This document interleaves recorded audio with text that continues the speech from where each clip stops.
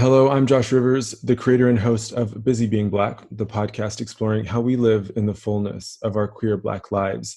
The show is a growing compendium of queer Black voices and centers conversations with those who have learned and are learning to thrive at the intersection of their identities. Today, I'm in conversation with Dr. Eddie Bruce Jones, a legal academic and anthropologist based in London. His research and writing focuses on migration, racism, sexuality, colonialism, state violence, and citizenship. He is the author of Race in the Shadow of Law, State Violence in Contemporary Europe, and serves on the board of directors of the Institute of Race Relations and the UK Lesbian and Gay Immigration Group. He's on the advisory board of the Center for Intersectional Justice in Berlin and the editorial board of the Journal of Immigration, Asylum, and Nationality Law. He is also, on top of all of that, an essays editor at the literary magazine, The Offing. Eddie, I admire you and your work a great deal, and I'm honored you made time for me and Busy Being Black. Thank you for being here. Oh, I'm honored. Thank you for being here. I admire you and the space you've created and the work you've been doing with UK Black Pride with Lady Phil. So it's great to be here. Thank you. I'd like to start with a question that I've really come to love recently. How is your heart? It's a complicated question. um, well, I think, obviously, given the times that we're in, it's kind of triangulating between rage and really profound sense of empathy and solidarity with others, and sadness.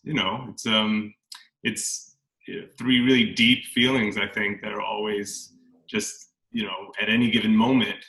One is kind of really overwhelming, but there's joy as well. It's just that that's a little more elusive. It's harder to grasp onto those moments of joy right now.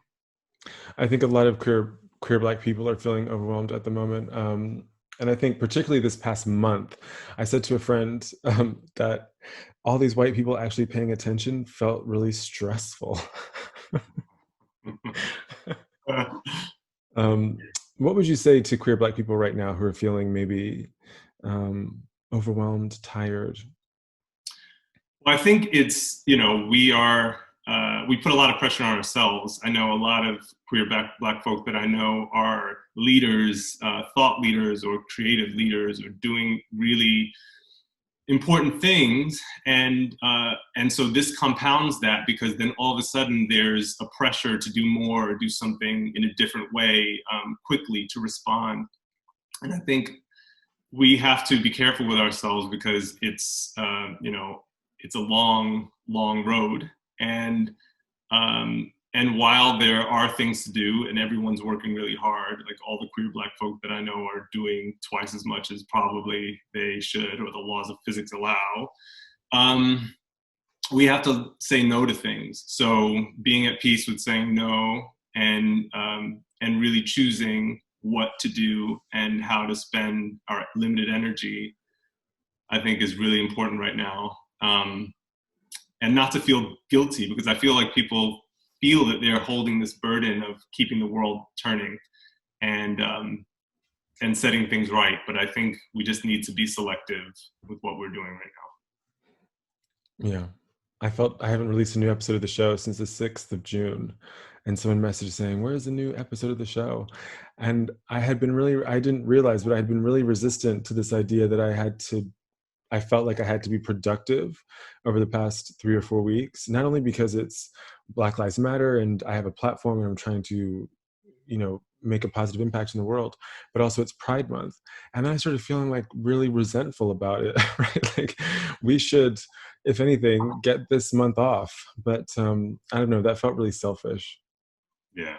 But that's, I think, a natural reaction of people who have a lot to offer any given conversation, but especially now, I think queer Black folk have a whole lot to offer. But I think that's a position that a lot of us are put in, as Black people, as queer Black people, to be put in the role of teacher somehow, to kind of bring society along and teach people without compensation for it, and at the expense of our own time and resources. So I think it's a natural reaction to want to do everything. I want to talk about Black Lives Matter, but before we get there, I want to ask you a project that the filmmaker, I want to ask you something rather, that the filmmaker Shakif asks Black men in his project, Black Men Dream. When did you become a Black man? Wow, it's an interesting question. I've never thought about it in those terms. I mean, my immediate instinct when hearing that question is to, you know, just my journey and my learning process about being privileged as a cis Black man.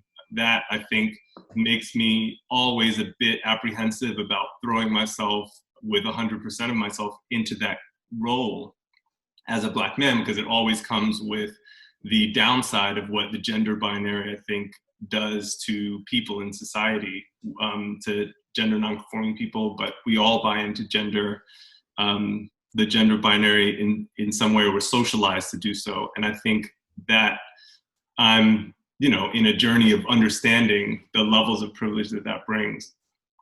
But in terms of, because when that project that you mentioned is really interesting, because I've seen just a snippet of it online, and it's quite powerful because people are reflecting on all kinds of things. And when I think about what it means to me to be a Black man, or when I first kind of came to the understanding that being a Black man would position me in society in a very certain way, I think I was quite young. Like many of us have to grow up pretty quickly to encounter the world and to survive it, negotiate it.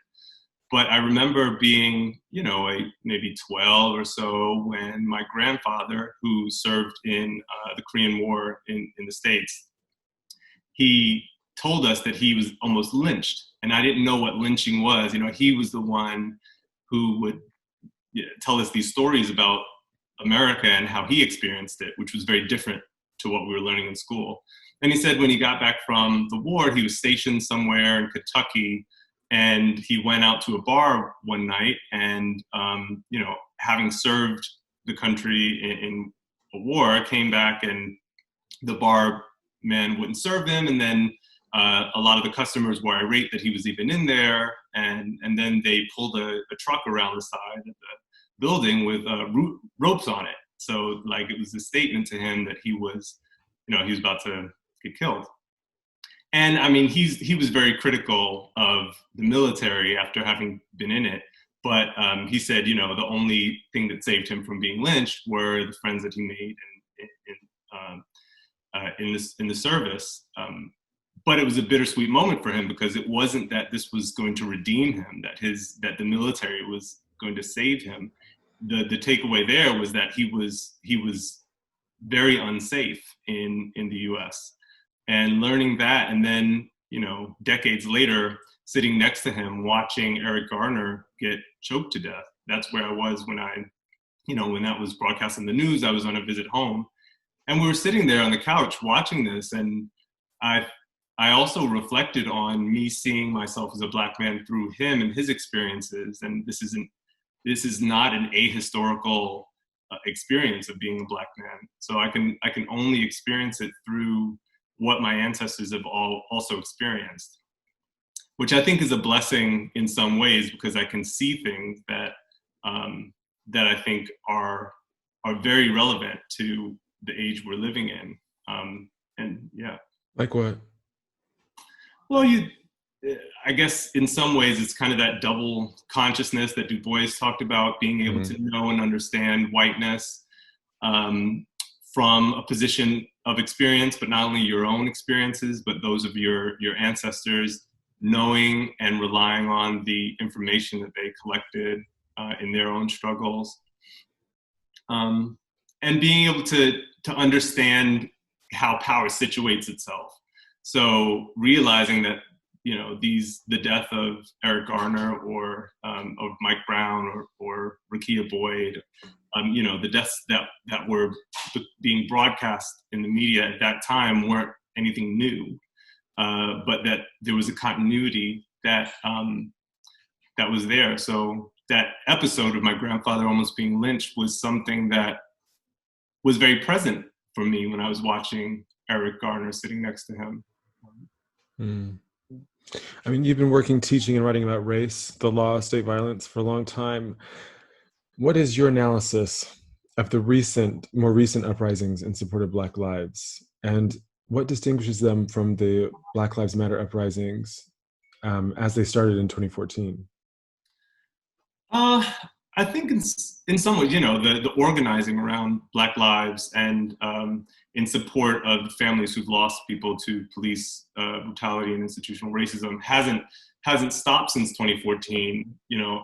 But the character, I think, and the emphasis of these present uprisings, I think, is different in a certain way that makes me, I'm actually quite surprised, and I guess in a good way, that the discourse of abolition has come into the mainstream in a different way than it was there a few years ago.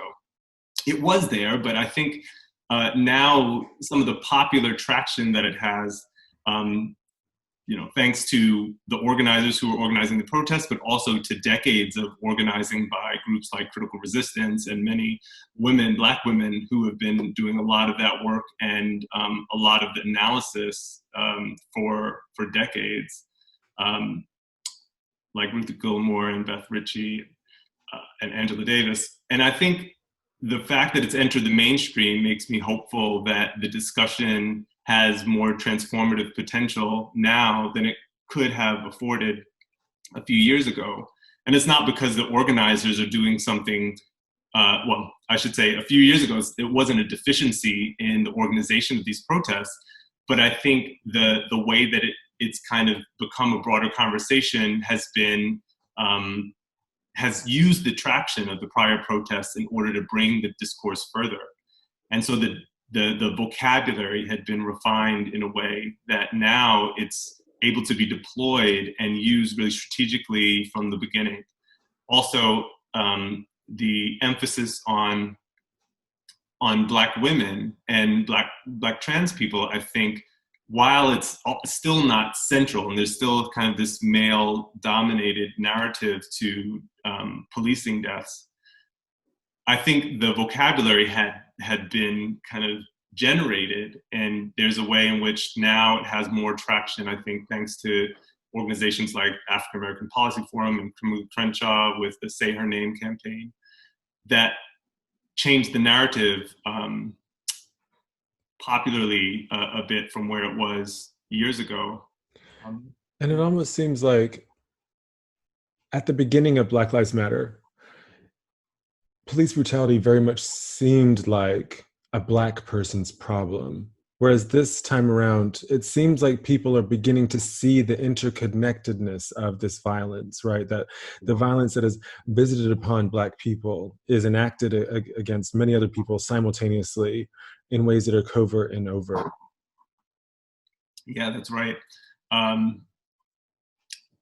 It's really interesting because I think there's always kind of this cycle where people somehow who have a platform, like politicians in the US, I'm thinking, that say things that are they just sound ridiculous. Like there's no such thing as structural racism or institutional racism. And these kind of proclamations that we've dealt with problems through legislation, through the civil rights movement. I think I heard Mitch McConnell say something like, well, we ended slavery and we had a civil rights movement and we passed important legislation and now that's over.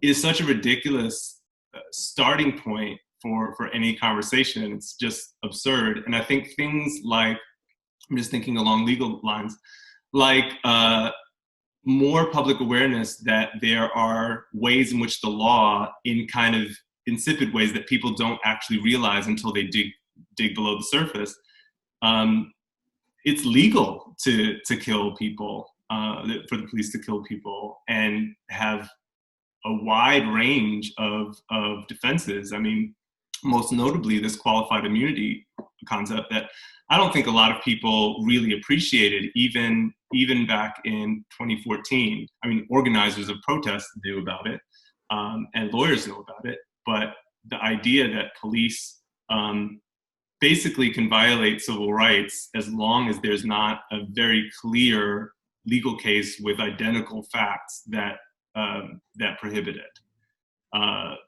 Meaning, yes. Yeah, can you explain that for me and for listeners? Yeah, I mean, basically, it's the standing law in the U.S. that if you are a police officer, you're protected by this doctrine called qualified immunity, which means that if you're in the line of duty, you kill someone, and usually there's inevitably going to be an argument as to why, from police officers' perspective, why they were in fear of their lives, or why they had to defend themselves because someone reached for their gun, or any number of very easy defenses to articulate in law.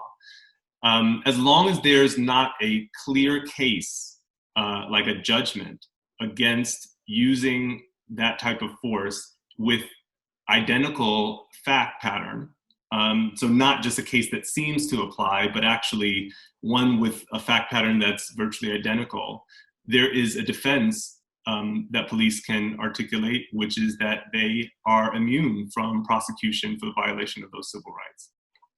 But it's such a broad immunity that it's not surprising that police aren't prosecuted and sent to jail for killing people, but rather that's usually dealt with some, transfer to a different department or some form of leave, or maybe getting fired. The prosecution is very unlikely. And so Keir Starmer just yesterday, I think, kind of disparaged or dismissed, as more accurate, the Black Lives Matter movement as being something specific to the US and specific to the murder of George Floyd. And it would seem that British people writ large are having a hard time understanding that state violence is the same here in the US, in the UK, as it is in the US. How would you explain how state violence manifests itself in the UK versus the US? Well, I mean, in terms of patterns, they're very similar. In fact, statistically, the prison population is more overrepresented by Black people than in the United States. And people who die in custody in the UK, I mean, there's just, a few years ago, now about 6 years ago, the Institute of Race Relations did a report on Black people dying in police custody, and it showed that everyone who died, for people who died in policing situations or in police custody, there haven't been successful prosecutions against police that led to kind of accountability in a criminal sense against police, even when inquests have been done and showed that there's been a wrongful death. So, I mean, and stop and search obviously disproportionately impacts Black and brown communities in the UK. In the US, maybe, so the differences are the scale of the issue. The use of firearms by police in the United States is much more prevalent. And there are lots of reasons, I'm sure, for that we can assume for that. I mean, the militarization of police in the United States is quite a dramatic thing. But it's clearly the patterns are very similar. So it's really also absurd to say that this is a U.S. issue. I mean, we could have definitely had similar protests for the people who have died in custody in the UK, from Sean Rigg to Sarah Reid. Yeah. You wrote in 2015 in the LA Review of Books, or you ask rather, how do we put on hold our critiques of the constant structural violence of the criminal justice system, including the prison industrial complex, while attempting to ensure that the lives of people of color are protected? Is it only the force of criminal sanctions that will keep police from killing us, or must there be something more sustainable? And can that something more wait until we begin to dismantle the prison of racism? Or must the state's coercive violence be invoked now to prevent the everyday carnage that we experience at the hands of the police? In the 5 years since you penned that article and asked these questions, have you been able to answer these questions? Well, the short answer is no. Okay.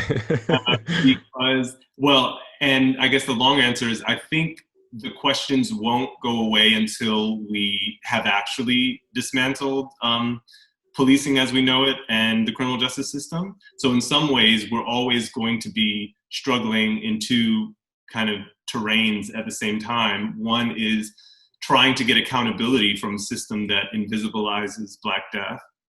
And on the other hand, trying to dismantle that system. And if the system is the only way that we currently have to provide accountability, so arresting and prosecuting and jailing officers to either send a message or to somehow apply the criminal justice system in a way that allows some sense that justice has been done, there is a contradiction in that in a basic sense. But in a strategic sense, I think that it's a political condition that we are inevitably going to find ourselves in, because things can't happen overnight. And the calls for accountability aren't necessarily completely contradictory to a long-term vision or even a medium-term vision of abolishing the system itself. So it's kind of a question of strategy and balance. I think the question that I was able to answer, or I probably had to answer then when I wrote this thing, is that we can't wait for this something different. And that's why I think we are constantly operating in these different terrains with different different nuances to how we envision accountability in maybe a short term and a transformation in the long term. Yeah, because we want to abolish prisons and the police. Right. Right. I want to pivot. Let's go back. Let's go to baby Eddie. Where were you born? Where did you grow up? That's funny because my family called me Baby Eddie growing up, actually, because my dad was Edward and my grandfather's also Edward. But I'm Eddie, so I guess they wanted me to be a little different. So I grew up in Englewood, New Jersey, which is about 30 minutes outside of New York City. So growing up, the city was New York City. And I grew up in a Black neighborhood called Englewood, but we moved around quite a lot. So I lived in Teaneck, which is the neighboring town. I lived in Dumont, which is a predominantly white neighborhood in the same county. And then I lived in Bergenfield for high school, which was a very mixed neighborhood. And then you traveled to around the world, to Berlin, to London. You said in our pre-chat that I feel a different type of familiarity when I go to New York or New Jersey. Mm-hmm. And oddly, it's a dreamlike nostalgia. Can you speak more about that feeling? Yeah, so when I go back to New Jersey, gentrification in Englewood is just on a level that I've seen rarely anywhere else. And I don't recognize a lot of the town. The whole downtown area, kind of the main street, has been completely transformed. And now there are like residential luxury buildings there for people who are commuting to work in New York City. The demographics of the neighborhood have changed, and it doesn't seem like the same place I grew up in, but there are remnants of it there. Also, I've lost people. Don't have a huge family. I have lots of cousins, but I don't have brothers and sisters, and I lost my dad and my grandpa while I've been in Europe, and my other grandpa and uncles. And so it's just a different place when I go back. And my mother, who I lived with, was in Bergenfield, where I grew up, when I left home at 17, and then has moved about. So the places where my family is don't really hold memories that I can gain traction with. And it's been 20 years since I left the US, except for a year and a half I did in New York for law school. What precipitated your move 20 years ago? Well, it's a bit random. I mean, when I was in college, I studied anthropology and African American studies. So I was really into, I did spoken word poetry, and I was into literature, but I was also really interested in foreign languages. So I was studying Spanish and German. I came across this book called Farbe bekennen, which is Showing Our Colors in English, it's the translation. And it's basically a book written by Black German women about German history. And it's kind of a reclamation of the authorship of German history from the lens of Black women who are reflecting on their experiences and also German colonial history. And it was prefaced by Audre Lorde. So she had spent time in Germany teaching and making these connections in Berlin.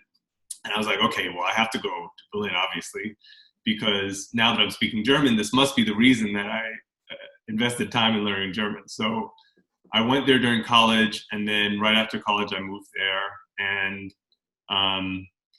yeah, and it's life-changing to move somewhere when you're 20, 21, and to really discover the world through the lens of being, being a foreigner, trying to understand the social realities of being Black in Germany, 10 years after the wall falls. Yeah, so I stayed there for quite a few years, and then I moved to the UK after that to pursue a legal career, and then ultimately to wind up in academia. At Birckbeck, alongside the long list of things that we talked about at the beginning of the show, alongside your managerial role as deputy dean, you teach European Union law, human rights, equality law, and a course called Race, Law, and Literature, which you describe as your guilty pleasure. Why a guilty pleasure? Well, I guess it shouldn't feel too guilty about it, but I get to teach a lot of books and authors that I really love that aren't squarely within the legal discipline. So I should say that Birckbeck's a place where that's fully possible, and it's not controversial that I'm doing that. I think at some law schools you'd be, to have a course that's race, law, and literature that, the core readings are Toni Morrison's short story, Chimamanda Adichie. We read Derek Bell, who's a literary scholar who used storytelling as one of the principal methodologies in the early days of critical race theory. Saidiya Hartman. So we're reading a lot of texts that are either literary texts or they're using analysis that is highly discursive around kind of the literature as a discipline, and not as many legal theory texts, but we're getting at legal theory through that literature. And what does that allow? Like, how does that help shape how one might look at the law? Well, I think in some ways it helps us to grapple with what types of power relations the law occupies and what the law puts into motion when there are certain ways of establishing what constitutes legal knowledge, how law, the way that it's taught in a really conventional way, is taught in a way where we're to expect that law and morality are somehow aligned, or that law is the solution to social problems rather than potentially another set of problems. How law calls us into some identity categories and then uses those categories against us in certain ways. And also how law, in the cases that are presented in a very conventional way, I'm not talking about legal theory that would question these things, but the way that we're taught law gives us a set of facts, and we're supposed to look at the facts, not necessarily the history that has created those facts. And literature and other disciplines, but particularly literature, gives us a way of being a lot more imaginative with how we see the present and history as connected.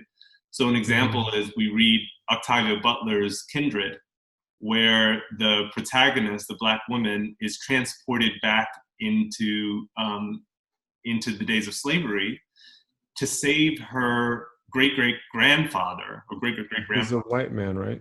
The white man. And, she's literally called back to save this person. And the commentary that suggests is this inextricably linked way of being in the world as someone who's kind of tied to that history in the present, and the pain that that history causes in the present allows for us to understand her life and her lived experience as completely intertwined with that of not only her ancestors, but of the country and the present that's been produced out of that history. And law doesn't allow for that kind of imagination. But those who are serious about critiquing law's position in society and understanding kind of the moral imperatives for dealing with law, so let's say abolition movements, for example, need that imagination as a part of the mix. So that's, I think, what I'm trying to achieve with this course. Oh, that sounds fascinating. I'm thinking actually of how Wayward Lives, Saidiya Hartman, how that, I think she calls it, is it critical fabulation? Yeah. But that she uses the law and census reports and neighborhood planning documents and arrest reports, and those are all kind of products of law, right? Like and I wonder how the students would then engage with law in a different way. So that's where my mind, you don't have to answer that question, but that's just where my mind is. And that this critical fabulation, I guess, happens in the gaps, right? Where these Black women, namely that she documents, the gaps they fell through because of the law. Yeah, completely. And the texture of like the society that's been produced out of the law has created situations where these Black women are then trying to grapple onto to something for survival, but also creating these other worlds. And the way that she describes these worlds requires using imaginative resources to make the worlds come to life. Because that's the other thing, the legal documents and the archival records don't really allow, or they don't make the texture apparent, or they don't regard the texture of people's everyday lives, so Black women's everyday lives, as relevant enough to, come across. So there are ways that she uses those techniques to make us aware that those worlds and that thinking and that process of imagination existed for these women. There's so many questions. It's amazing.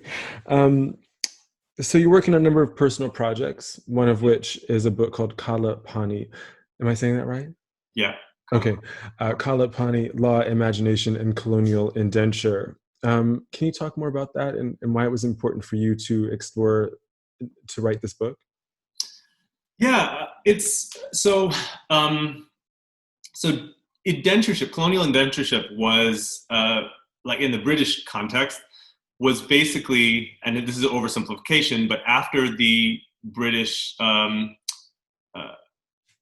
abolished slavery in the sense that it stopped the slave trade in British territories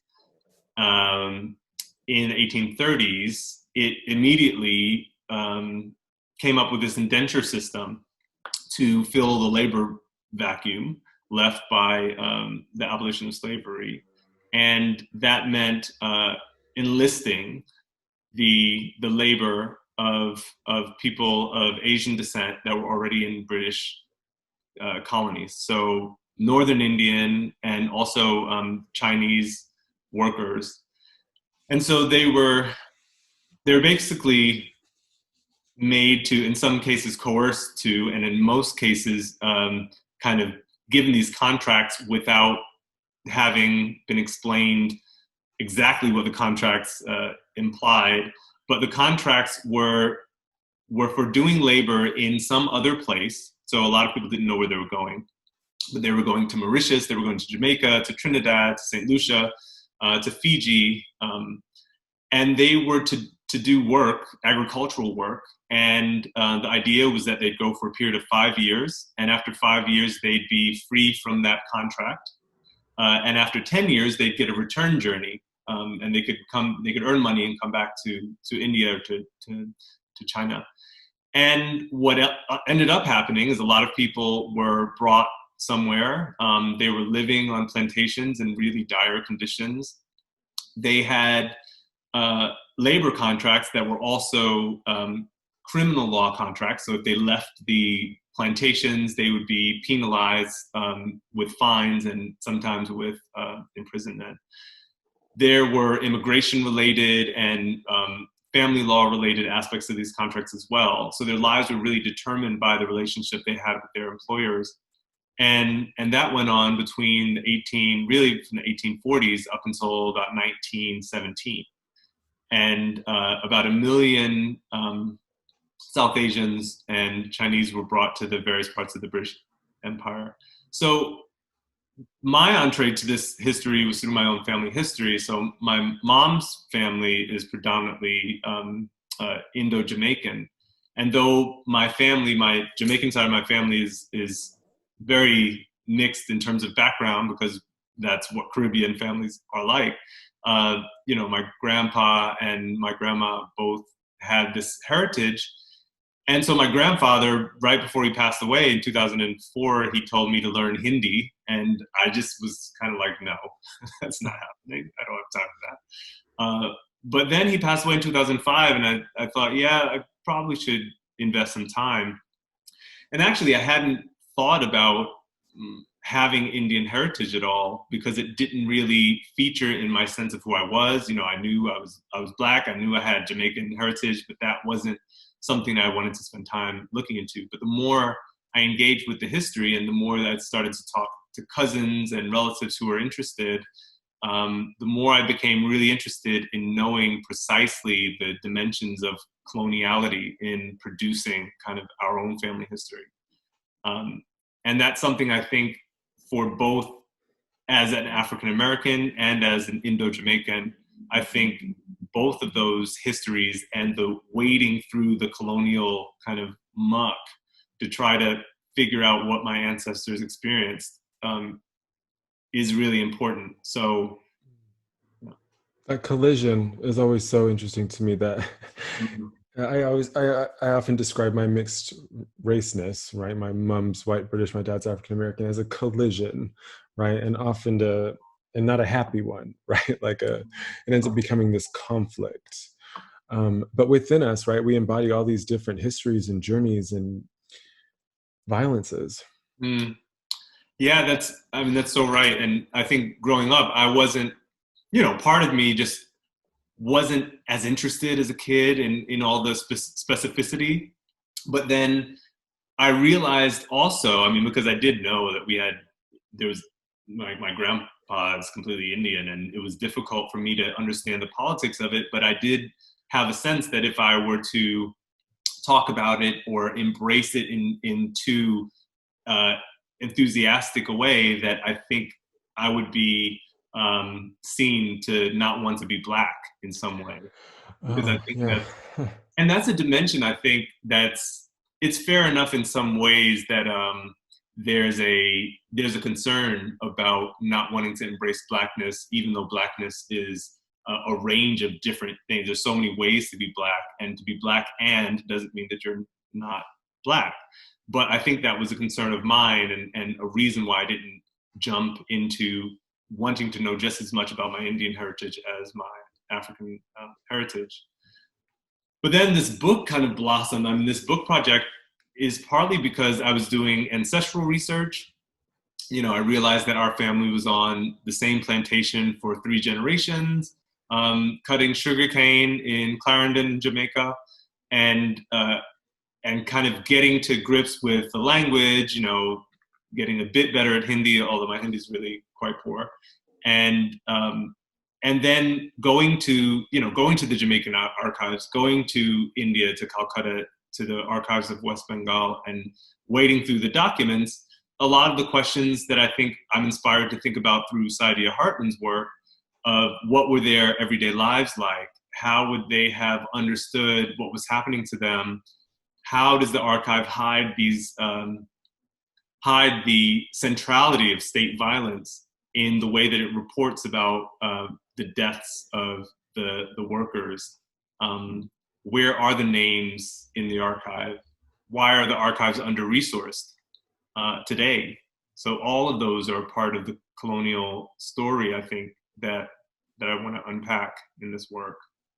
So, and since 2008, another one of your many projects, you've been working alongside activists, community organizers, and lawyers to help clarify and examine the circumstances surrounding the death of Ori Zhalo. Can you give us some background on Ori and what you're trying to uncover there? Yeah.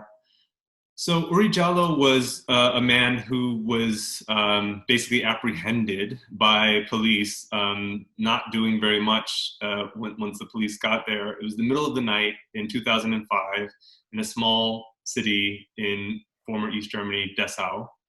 And some city workers who were sweeping the streets called the police and said that there was this man who was asking them to use their cell phone to make a call and kind of bothering them. And the police came, they arrested him, they brought him to the station, and after that, it's the police's story is all we have to go on. But what we do know is he was chained by his wrists and his ankles to a fireproof mattress in the police cell really early in that morning. And then by noon, he was burned to death on the mattress. And so that happened in 2005. In 2007, there was a trial where the police were acquitted, partly because the stories that they were giving on the stand were inconsistent and there was no way to really rule. So the judge threw it out and there was a retrial. And in the retrial, the police were fined for negligence because they didn't reach him in time to save him. So, I mean, the issue there is that the prosecution didn't bring a charge which allowed the lawyers to ask a question about how he died. The assumption the prosecutor made was that he committed suicide. And then from there, the only charge against police could have been that they didn't help him. They didn't get to him in time to save him. But the evidence points in a different direction. So that I think is all of the evidentiary issues, I think, were only available, all the evidentiary arguments to make were only available because activists were working with the family members and over, a decade and a half have pushed for this evidence to come to light, have done their own fire tests, have uncovered inconsistencies in the presentation of the evidence, and have asked the right questions. And so what's the hope for the outcome of this work? So I think part of it is the wider discussion, revealing the need to have discussion at all about institutional racism, about policing violence, and about the lack of accountability for in death in custody cases in Germany. In Germany, you can't bring a civil case if someone's died in custody, like you can in the UK. You can only rely on the prosecutor to bring charges. So there's the wider discussion, and then the narrower discussion, which has big implications, is on this particular case to show all of the inconsistencies that were made in the legal handling of the case, to maybe bring it to the European Court of Human Rights to have them make a determination on the violation of his human rights, but really also to show the public that there's a serious problem with the way that these cases are handled in Germany under law, and that the Zhalo case really is kind of a watershed case for showing that. So the single case really is important in this instance, and there have been other similar cases where the police haven't been held accountable that this could help to bolster. And so is it this work on the Zhalo case that has led you to the team writing Race and Law in Europe? Partly, yeah. I mean, so my role in that team is to look at the treatment of Black people across Europe, and also to kind of have an eye out for patterns and that affect other communities. So the team is 4 of us, and we all have expertise in different parts of Europe. And we're looking at judgments that haven't necessarily reached the highest courts in the land or the European courts. So for listeners, Race and Law in Europe is the first and only resource to critically analyze case law, legislative provisions, scholarly literature, and socio-political debates from across Europe. with the aim of providing a theoretically rich framework for understanding race in the European legal systems. Yeah, it sounds like a big claim, and I think Yeah. in a lot of ways, and it is, so far as we know, the first book that really gets into looking at the local jurisdiction, the local level cases. So national cases usually make headlines, so the cases that reach the final court in any country, and European cases are well known to most scholars who look at race in Europe. But what happens in the local languages at the courts of first instance is not readily available across Europe, so it's not usually used in any comparison of how race is treated across Europe. And that's important because there are a lot of cases that don't see the light of day because they're in these lower courts. Lots of cases are settled, and there are also issues that don't make it before a court. And we're trying to bring all of that together to give a richer sense of how race is apprehended as a concept within the legal systems of various countries in Europe. And so what do you think it says about the European project that this type of work hasn't been done? Or, yeah. I think using race as an analytical lens isn't as salient in Europe as it should be, because I think in a lot of places in Europe, there's an assumption that race is an American problem, or that race is an outdated format for thinking about difference, or that race should be actively prohibited, like in France, where there's a criminal prohibition on the use of the concept of the term race. So, but at the same time, there are European laws that require some evaluation of race and racism, and they prohibit it. So there's a way in which race is being used by default in some way in all European countries, but it's done so differently.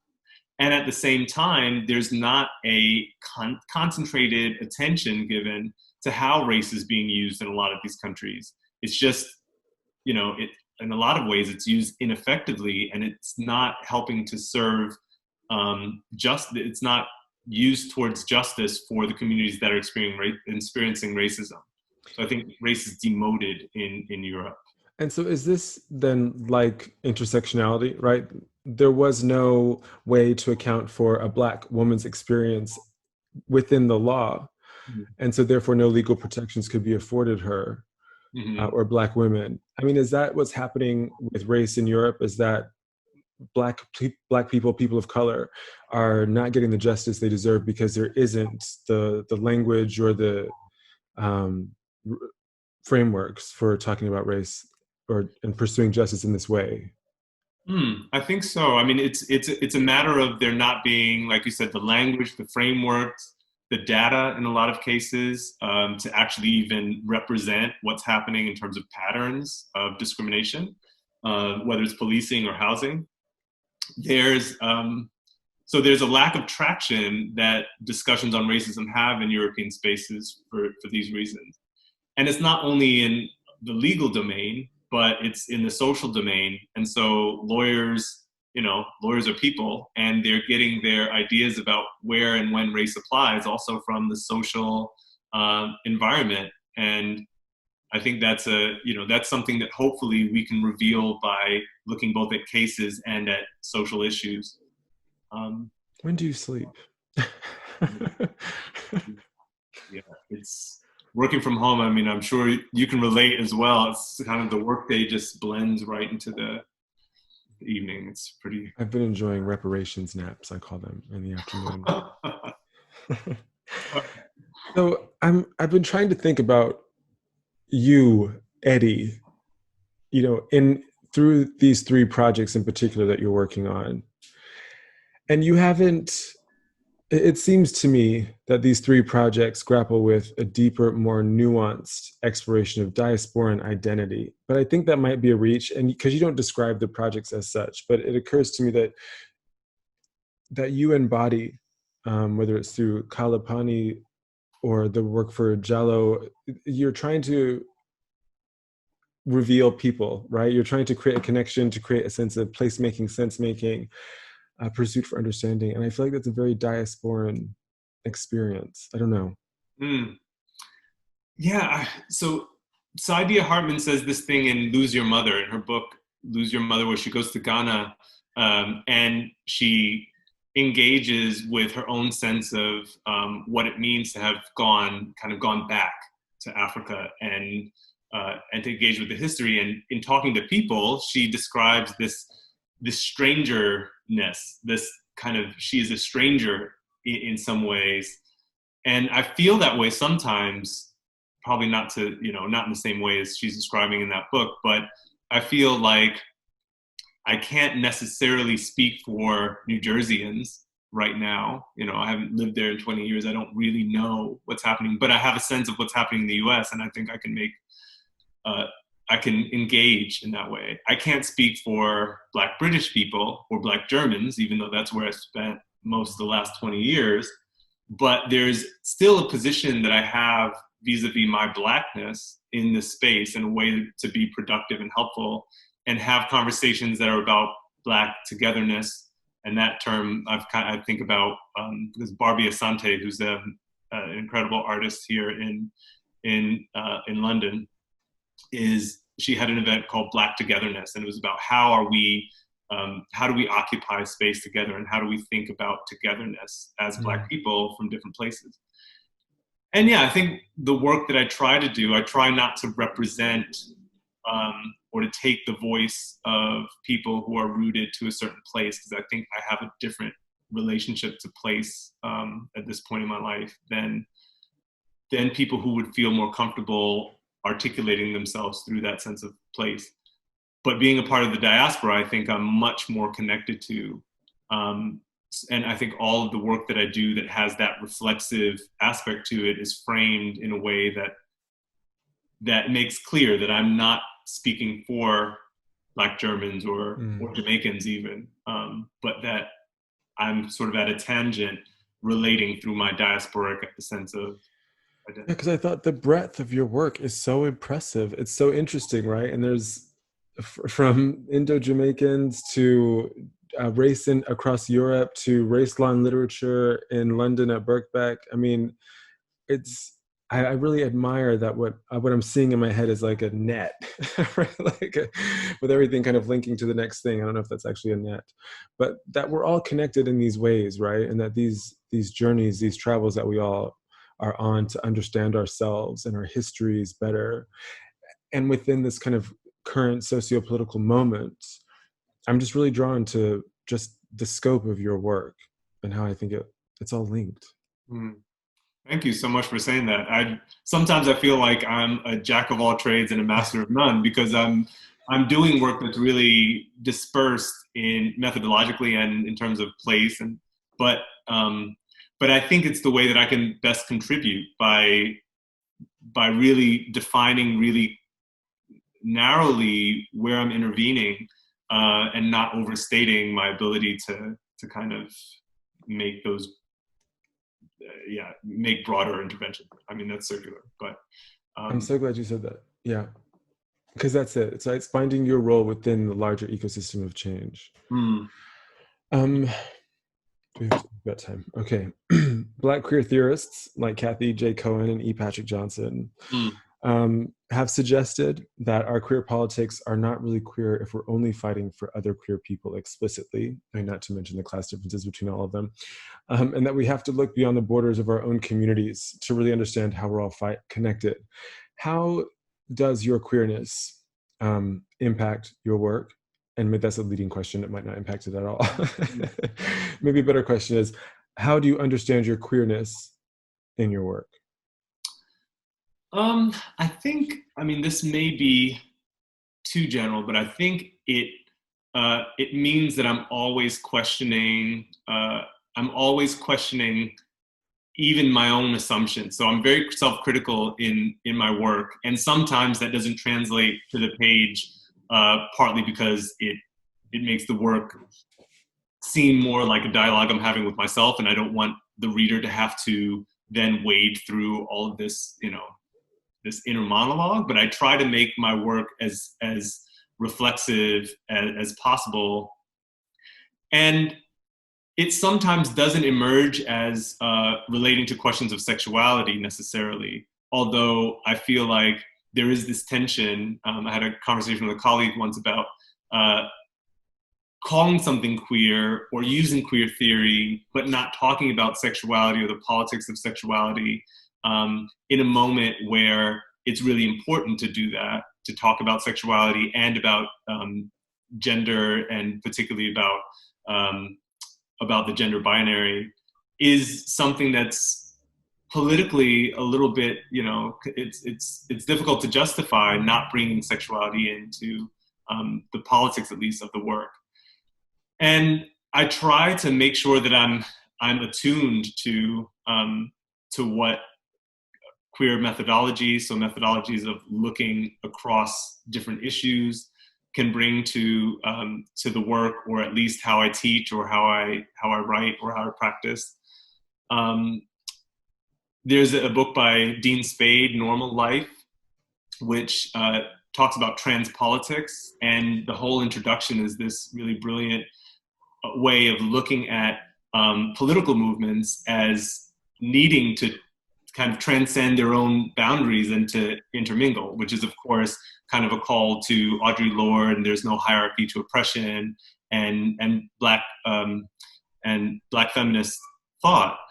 But then to use that in the legal sense, and to do what I think Spade does with it, which is to talk about how that mandates that we be concerned as queer people with decarceration and with abolition, which isn't necessarily only a queer issue, but everything, all issues affect queer people. But it's to be concerned with them also because people of color are disproportionately impacted by them. And also because if we think about the most vulnerable in society and fix society for them, then society gets better for everyone anyway. So that's, as an approach, I think, one that stems from Black feminist thought, but also from queer theorists who have kind of generated this default to looking across single issue politics. Mm. E. Patrick Johnson has had a singular impact on my thinking, both through the production of his own work and his performance, but his convening. I'm looking at No Tea, No Shade in Black Queer Studies right now, but like this convening of Black queer theorists and academics has been so edifying. Like I was on fire when I read that passage from Kathy J. Cohen in Punk's Bulldaggers and Welfare Queens. Asking, if you're more, and I'm paraphrasing, but if you're aligning yourself with a cis white affluent gay man, but not a presumably heterosexual Black woman on welfare, then your politics are misaligned, because Black women's sexuality, heterosexual or queer, is always read as deviant, right? And I was like, you're just like, that's, of course it is. It's amazing. Yeah, and that's, I think, it's also, I remember reading Mapping the Margins by Kimberly Crenshaw, and her idea of political intersectionality, and the kind of the choice that Black women are forced to make in terms of, on one hand, fighting against racism, and that racism sometimes articulates itself as, making Black men into these predators, ultraviolent perpetrators, and also invisibilizing Black women's stories. And then on the other hand, fighting against violence against women. And how to negotiate those things doesn't require that we choose a side, but it's always doing those things at the same time, and being aware of that negotiation is really important. And that also goes for having solidarity and actually mobilizing action on behalf of communities that we're not a part of. I'm thinking of Professor Caritha Mitchell's essay about the connection between lynching then and anti-LGBTQ violence now, and that of the 5 similarities between both of those violences is the sexualized nature of both racist violence and anti-LGBT violence. See, it's all connected, right? Mm-hmm. So we're almost out of time. I mean, we are out of time. To close, I ask all of my guests the same question: what do you hope for? Right, I knew that question was coming. So I listen to the show. I think for me, it's something that I probably hope for because of its potential, and that's the space to breathe and maneuver so that we can make full use of our imagination. And that's something that I've taken from Toni Morrison, who had that speech where she talked about imagination being kind of more important than the rage that we feel, or maybe not more important, but really powerful, like kind of a really the core of our power. But if people don't stop killing us, then we can't use the full force of our imagination if we're distracted with having to unpack these systems. So I hope for a time and space to be able to use our full imaginations. Eddie, thank you so much for being here. I'm really grateful. Oh, thanks for having me. Nice to finally talk, Josh. Dr. Eddie Bruce Jones is a legal academic and anthropologist based in London. His research and writing focuses on migration, racism, sexuality, colonialism, state violence, and citizenship. You'll find more information about his work at eddiebrucejones.com, and you can follow him on Twitter at Eddie Bruce Jones. Thank you all for tuning in for this special conversation for Pride Inside. I'm Josh Rivers, and you've been watching Busy Being Black.